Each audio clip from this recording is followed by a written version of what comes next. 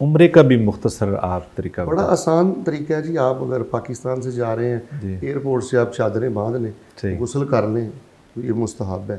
اگر آپ غسل نہیں بھی کرتے تو کوئی بات نہیں. عموماً لوگوں میں معروف یہ ہے کہ احرام کے 2 نفل ہیں, وہ بھی کسی صحیح حدیث میں نہیں. صحیح. بس ایک شکل ہے کہ آپ جب مدینہ سے آئیں اور وہ ذوالحلیفہ یا بیر علی جو ہے وہاں اگر فرض نماز کا وقت ہے وہ وہاں سے قصر پڑھ کے نکلیں, یا وہاں وہ عرض مبارک اس کو کہا گیا وہاں آپ 2 نفل بھی ساتھ پڑھ لیں. الگ سے احرام کے کوئی نفل نہیں. بالکل صحیح. آپ بے شک گھر سے غسل کر لیں, ایئرپورٹ سے غسل کر لیں, چادریں باندھ لیں, جہاز میں بیٹھ جائیں. ٹھیک ہے. آپ بالکل نارمل ہی ہیں, ابھی صرف اپنے چادریں جو پہنی ہیں ابھی وہ حدود و قیود شروع نہیں ہے. وہ عموماً اعلان کرتے ہیں جی جہاز میں 1 گھنٹہ پہلے, آدھ گھنٹہ پہلے, پھر بتاتے ہیں کہ ہم بالکل میقات سے گزر رہے ہیں. تو وہاں آپ یہ نیت کر لیں لبیک اللہم عمرۃ. صحیح. اس کے بعد آپ تلبیہ پکارنا شروع کر دیں. صحیح. تلبیہ پکارتے پکارتے آپ مکہ پہنچے. آرام سے آپ وہاں کمرے میں ریسٹ بھی کر سکتے ہیں, احرام بھی بدل سکتے ہیں, غسل بھی کر سکتے ہیں. صحیح. لیٹ بھی سکتے ہیں, بس زیادہ سے زیادہ کوشش کریں کہ سر نہ ڈانپیں. ٹھیک ہوگا. آرام سے تسلی سے پھر آپ بیت اللہ میں پہنچیں. تلبیہ آپ بند کر دیں.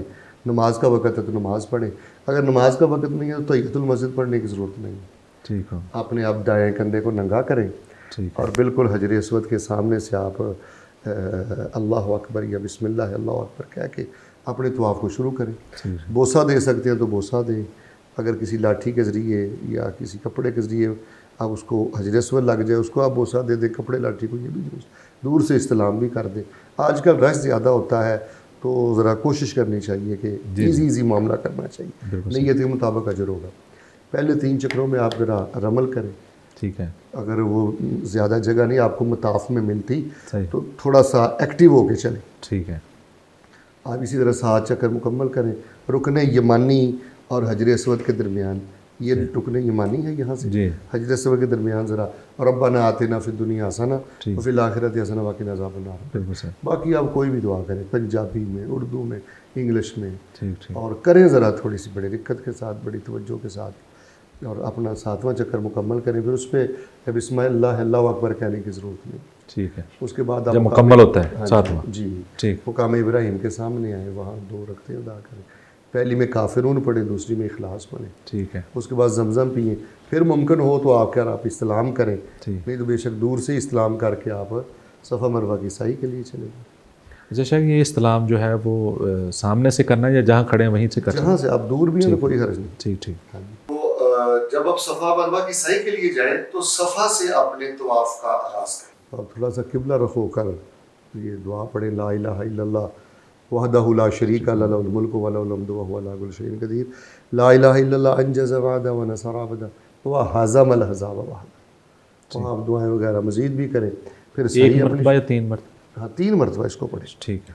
تو پھر اپنی صحیح کو شروع کریں. صحیح میں بھی کوئی خاص دعا نہیں. ٹھیک ہے. ایک صحابی رسول رضی اللہ عنہ سے ایک دعا آتی ہے, رب اغفر وارحم وانت الاعز الاکرم. اچھا. یہ روایت موقوف موجود ہے. یہ بھی اگر آپ کو یاد نہیں ہے تو کوئی نہیں, آپ قرآن پڑھیں, استغفار کریں, جو آپ کو ذکر یاد ہے. تو صفا سے مروہ تک وہ آپ کا پہلا چکر ہو گیا. ٹھیک ہے.